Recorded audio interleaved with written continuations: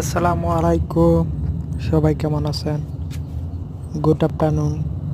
আবারও বের হলাম বিকেলে। বিকেলে আবহাওয়াটা অনেক সুন্দর, চারপাশ নীরব, সূর্যের তাপমাত্রা অনেক কম। এর মধ্যে আবহাওয়া একটু হালকা ঠান্ডা আছে, অনেক সুন্দর লাগতেছে। আজ চলে যাব কোনো এক বাতা শহরে। ইনশাল্লাহ দেখা হবে আপনাদের সাথে। আর কি কি দেখতেছি আপনাদের সাথে শেয়ার করব ইনশাল্লাহ।